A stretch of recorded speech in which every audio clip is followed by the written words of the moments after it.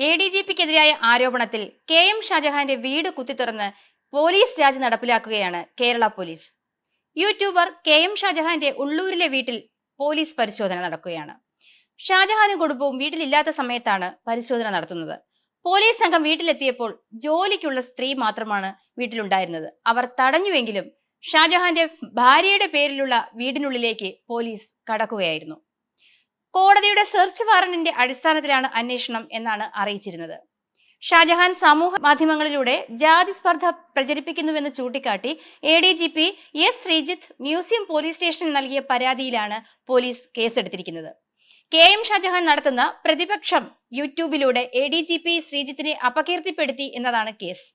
ശബരിമലയിലെ സ്വർണ്ണക്കൊള്ളയിൽ ശ്രീജിത്തിന് പങ്കുണ്ടെന്നായിരുന്നു ഷാജഹാന്റെ വീഡിയോയുടെ ഉള്ളടക്കം. ഇതിനെതിരെ ശ്രീജിത്ത് നൽകിയ പരാതിയിലാണ് KM ഷാജഹാന്റെ ഭാര്യയുടെ പേരിലുള്ള വീട്ടിൽ പോലീസ് രാജ് നടപ്പിലാക്കുന്നത്.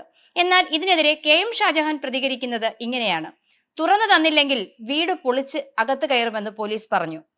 അത് മുകളിൽ നിന്നുള്ള ഉത്തരവാണെന്ന് ഉറപ്പാണ്. രണ്ടാം നിലയിലൂടെ അതിക്രമിച്ചാണ് പോലീസ് വീട്ടിൽ കയറിയത്.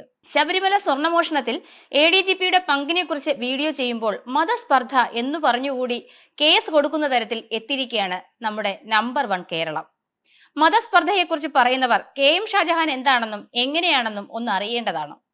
നേരത്തെ തന്നെ രാഷ്ട്രീയ യജമാനന്മാർക്ക് വേണ്ടി സാമൂഹ്യ മാധ്യമങ്ങളിലും സ്വകാര്യ സദസ്സുകളിലും KM ഷാജഹാനെ നിസ്സാരവൽക്കരിച്ച് വലിച്ചിഴയ്ക്കുന്നവരുണ്ട്. അത്തരക്കാർ പൊതുജീവിതത്തിന് ഷാജഹാൻ നൽകിയതിന്റെ 100-1 സംഭാവന ചെയ്തിട്ടുള്ളവരാണോ, ചെയ്യാൻ ത്രാണിയുള്ളവരാണോ? അങ്ങനെയൊക്കെ ഒന്ന് ആത്മപരിശോധന നടത്തുന്നത് നല്ലതായിരിക്കും.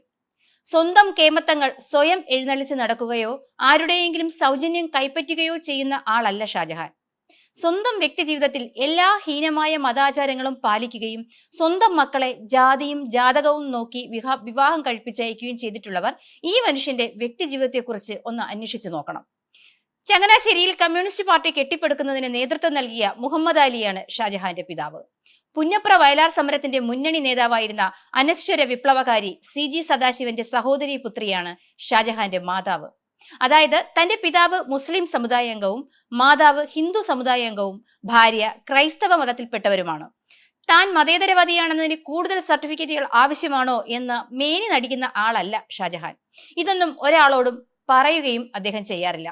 കൂടാതെ 1996-2001 ഇടതുമുന്നണി മന്ത്രിസഭാ കാലത്ത് ആസൂത്രണ ബോർഡ് വൈസ് ചെയർമാനായിരുന്ന IS ഗുലാത്തിയുടെ പ്രൈവറ്റ് സെക്രട്ടറിയായി സമർത്ഥനായ ഒരു ആക്ടിവിസ്റ്റ് ബുദ്ധിജീവി വേണം എന്ന സർക്കാർ തീരുമാനമനുസരിച്ച് ആ ചുമതല ഏറ്റെടുക്കാൻ CPM അന്ന് ഷാജഹാനെ നിയോഗിച്ചിരുന്നു. അധികാര വികേന്ദ്രീകരണത്തിൽ പുതിയ തുടക്കം കുറിക്കുകയും ജനകീയാസൂത്രണം ആരംഭിക്കുകയും ചെയ്ത സുപ്രധാനമായ ആ കാലയളവിൽ ആസൂത്രണ ബോർഡിൽ IS ഗുലാത്തിക്ക് ഫലപ്രദമായി പ്രവർത്തിക്കാൻ കഴിഞ്ഞതിനു പിന്നിൽ ഷാജഹാന്റെ കഠിനാധ്വാനത്തിന് വലിയ പങ്കുണ്ട് തന്നെ. ഇപ്പോൾ വന്നിരിക്കുന്ന ഈ കേസ് ഒന്നിരുത്തി ചിന്തിച്ചാൽ ചില കാര്യങ്ങൾ തെളിഞ്ഞു വരും. CPMന്റെ പ്രത്യേകിച്ച് പാർട്ടിയിലെ പിണറായി പക്ഷത്തിന്റെ ശക്തനായ വിമർശകനാണ് എന്നും ഷാജഹാൻ. മാർക്സിസ്റ്റ് പാർട്ടിയിലെ പിണറായി വിഭാഗത്തിന്റെ അനുയായികൾ ഒളിഞ്ഞും തെളിഞ്ഞും നടത്തിക്കൊണ്ടിരിക്കുന്ന ആക്രമണങ്ങൾ ഇന്നും ശക്തമാണ്. തങ്ങളുടെ ശക്തനായ ഒരു വിമർശകനെ കള്ളക്കേസിൽ കുടുക്കി ജയിലിൽ അടച്ചതോടെ അയാളുടെ ശല്യം അവസാനിച്ചുവെന്നായിരുന്നു അന്നൊരിക്കൽ അവരുടെ ധാരണ. ജയിലിൽ അടയ്ക്കുന്നതോടെ ഒരാളുടെ പൊതുപ്രവർത്തനം അവസാനിച്ചു എന്ന് കരുതുന്ന ശുദ്ധാത്മാക്കൾ ചരിത്രത്തിന്റെ പാഠങ്ങൾ മനസ്സിലാക്കിയിട്ടുള്ളവരെ അല്ല. അന്നൊരിക്കൽ ഷാജഹാനെ കള്ളക്കേസിൽ കുടുക്കിയിരിക്കുന്നത് ലാവ്ലിൻ കേസിലെ സത്യം പുറത്തു കൊണ്ടുവരാൻ അദ്ദേഹം നടത്തിയ ശ്രമങ്ങളെ തുടർന്നാണെന്നും ആരോപണം ഉയർന്നിരുന്നു. എന്നാൽ ഇന്നലെ ചർച്ചയായ മസാല ബോണ്ടിൽ പറഞ്ഞിരിക്കുന്ന ദുരൂഹതയിൽ ലാവ്ലിൻ കമ്പനിയുമായി ബന്ധപ്പെട്ട ഒരു പരാമർശമുണ്ടായിരുന്നു. വായ്പ എടുത്ത തുകയുടെ പകുതിയിലേറെയും പലിശയായി തിരിച്ചടച്ചപ്പോൾ അത് ആർക്കൊക്കെയാണ് ഗുണകരമായത് എന്ന്, ഏതൊക്കെ കമ്പനികൾക്കാണെന്ന്. തന്റെ മകനോട് പിണറായി പ്രതികാരം തീർക്കുകയാണെന്ന് ഒരിക്കൽ ഷാജഹാന്റെ അമ്മ തങ്കമ്മ പറഞ്ഞത് ഇന്ന് വീണ്ടും ഓർക്കുകയാണ്. സ്വന്തം വീടിനുള്ളിൽ രാഷ്ട്രീയം പറയില്ല എന്നതിൽ അഭിമാനം കൊള്ളുന്നവർ കമ്മ്യൂണിസ്റ്റ് രാഷ്ട്രീയത്തിന്റെ നേതാക്കന്മാരായി വിരാജിക്കുന്ന നമ്മുടെ നാട്ടിൽ ഷാജഹാനെ പോലെയുള്ളവർ ഇന്ന് എണ്ണത്തിൽ കുറവായിരിക്കാം. പക്ഷേ ഷാജഹാനെയും അതുപോലെയുള്ളവരെയും തക്കം പാർത്തിരുന്ന് ഇങ്ങനെ ഓരോ പരാതികളിൽ കുടുക്കി വീണ്ടും ജയിലിൽ പിടിച്ചിട്ട് അത്തരക്കാരുടെ എണ്ണം ഇനിയും കുറയ്ക്കാമെന്നാണ് ഭരിക്കുന്നവരുടെ ധാരണയെങ്കിൽ അവർക്ക് തെറ്റുകയാണ്.